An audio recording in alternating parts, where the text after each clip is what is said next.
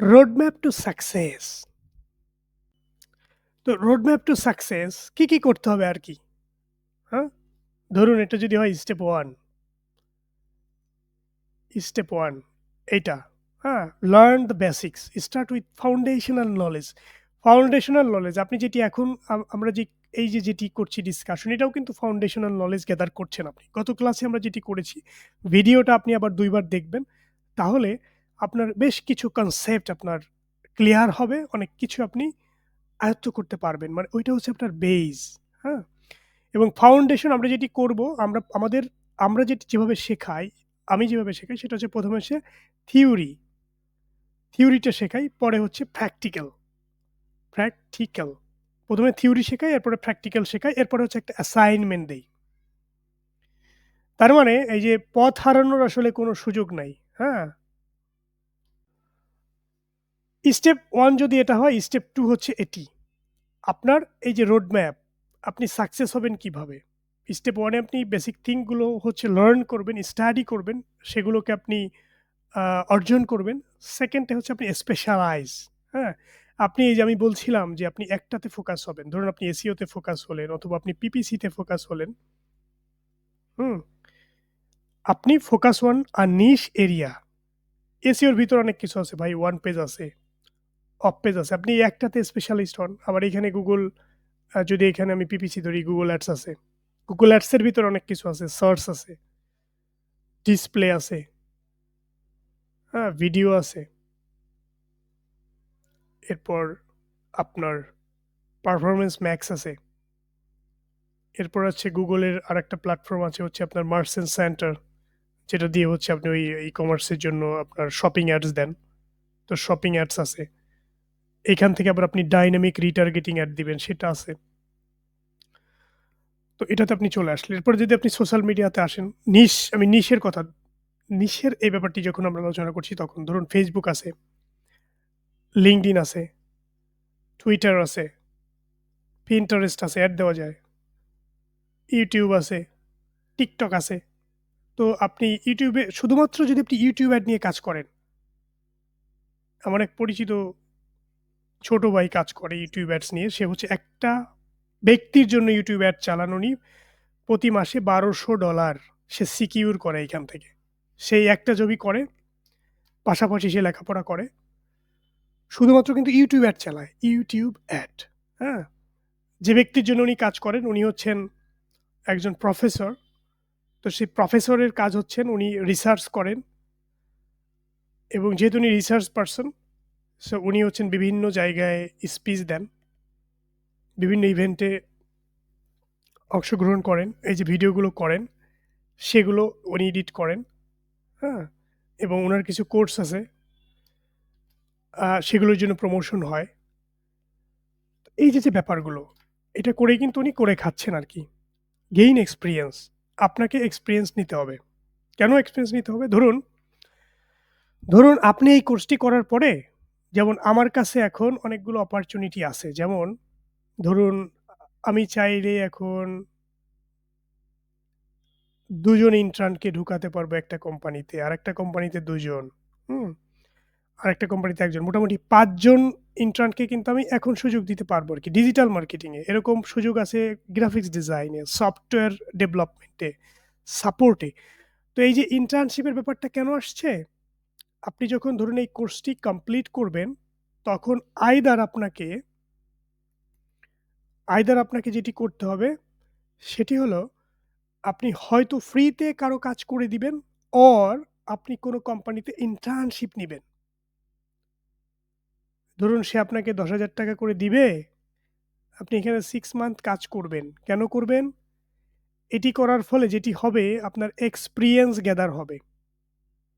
আপনি experience gather করতে পারবেন, আপনি এখানে পোর্টফোলিও তৈরি করতে পারবেন, হ্যাঁ? এই পোর্টফোলিও হচ্ছে আপনার কাজে লাগবে। কারণ আপনি যে দেখাবেন যে মিস্টার এক্স বা আমি দেখো আমি হচ্ছে প্রিভিয়াস এই যে ২০ টা ক্যাম্পেইন রান করেছি এবং ২০ টা ক্যাম্পেইন 1 এর রেজাল্ট হচ্ছে এটা, 2 রেজাল্ট হচ্ছে এটা, 3 রেজাল্ট হচ্ছে এটা এবং আমি স্পেন্ড করেছি এত। তার মানে আমি রিটার্ন অফ ইনভেস্টমেন্ট কিন্তু আমি নিয়ে এসেছি। আমি দেখাতে পারছি। আপনার পোর্টফোলিও তৈরি করার জন্য আপনাকে এই যে ইন্টার্নশিপ নিতে হবে। এরপরে এটার উপর বেস করে কিন্তু আপনি ফ্রিল্যান্সিং বা অন্যান্য যা হোয়াটএভার ইউ ক্যান ডু। হুম? এরপরে পোর্টফোলিওর কথাটা চলে আসবে। তার মানে এটা যদি হয় স্টেপ 1 আপনি বেসিক নলেজ গ্যাদার করবেন। স্টেপ 2 হচ্ছে আপনি স্পেশালাইজ হবেন একটা নিশে। স্টেপ 3 হচ্ছে আ আপনি ইন্টার্নশিপ নিবেন। আপনি কিন্তু এই ধাপের পরেই মানে স্টেপ 1 এর পরে আপনি জাম্প করে স্টেপ 3 তে চলে আসবেন। স্টেপ 3 তে এসে হচ্ছে আপনি একটা ইন্টার্নশিপ নিবেন বা আপনি একজনের জন্য কাজ করা শুরু করবেন। ডন্ট ফোকাস আপনি মানির উপরে ফোকাস হবেন না। আপনি শেখাতে আপনি আসলে ফোকাস করবেন, হ্যাঁ? এবং এই স্টেপ 3 তে থাকা অবস্থায় আপনি স্টেপ 2 অ্যাচিভ এর জন্য আপনি চেষ্টা করবেন। মানে একটা সেক্টরে ডিজিটাল মার্কেটিং এর একটা সেক্টরে আপনি স্পেশালাইজ স্পেশালিস্ট হওয়ার চেষ্টা করবেন আরকি। অ্যানালাইটিক্স। এরপরে আপনার যেটা কাজ সেটা হচ্ছে আপনি এই স্টেপ 3 তে কাজ করার সময়ই হচ্ছে আপনি পোর্টফোলিও বিল্ড আপ শুরু করবেন এবং সেগুলোকে showcase your work, showcase your work, show your work, show your work. এটা একটা বুক। এটা লিখেছেন হচ্ছে অস্টিন কেলন সম্ভবত। এই বইটা আপনারা পড়বেন। এই বইটা হচ্ছে পার্সোনাল ব্র্যান্ডিং নিয়ে। তো আপনার কাজগুলোকে আপনি শো করবেন। কোথায় শো করবেন? ডিজিটাল মার্কেটিং এ ভাই যদি করে খেতে চান, আর যদি খেয়ে করতে চান যেটাই করেন না কেন, আপনার একটা ওয়েবসাইট থাকতে হবে। আপনার সোশ্যাল মিডিয়া, সবগুলো সোশ্যাল মিডিয়াতে অ্যাকাউন্টস থাকতে হবে। YouTube এ ভাই একটা চ্যানেল থাকতে হবে, সেইখানে যথেষ্ট পরিমাণ ভিডিও থাকতে হবে। এবং এই যে পোর্টফোলিওর কথা বলছি, সবকিছু সব জায়গায় থাকতে হবে। সবকিছু সব জায়গায় থাকতে হবে। কেন? কারণ হচ্ছে যারা আপনাকে দিয়ে কাজ করাবে ধরুন একটি কোম্পানি আমাকে খুঁজে বের করেছে, হ্যাঁ? তো তারা যেটি করবে তারা হচ্ছে ১ম এ এই যে এভাবে এসে সার্চ করবে। এভাবে এসে ১ম এ সার্চ করবে বা এরকমও করতে পারে যে হু ইজ শেখ মনিরুল হাসান। আমার নাম লিখে যদি সার্চ করে সে কোম্পানি কিন্তু এই যে ধরুন এটা আমার ওয়েবসাইট, এটা আমার Facebook পেজ, এটা হচ্ছে আমার Udemy, এইখানে আমার ফ্রি কোর্সেস গুলো আছে, এটা LinkedIn, এটা GitHub, এটা YouTube মানে সবকিছু কিন্তু আছে। ঠিক আছে? এবং আপনি যদি ইমেজেস এ যান তাহলে মোটামুটি যে এখানে অনেক কিছু আছে সবই কিন্তু মানে related to my profile and আমি এগুলো এখানে এই যে মোস্ট অফ দ্যা জিনিস হচ্ছে আমার। হ্যাঁ? তো ওই কোম্পানি যদি ডিসিশন নিতে চায় যে এই লোকের সাথে আসলে আমি কাজ করতে পারি কি পারি না, এই যে ডিজিটাল প্রেজেন্স, হ্যাঁ? এটা কিন্তু সে পেয়ে যাবে এবং তার একটা সুন্দর ক্লিয়ার কনসেপ্ট হবে এই লোক আসলে কাজ করেছে এবং একে দিয়ে কাজ করানো যায় এবং এর সাথে যদি আমি ইন্টিগ্রেট হই, এনগেজ হই, তাহলে দিন শেষে আসলে আমি লাভবানই হব। কারণ এ আমাকে হেল্প করতে পারবে।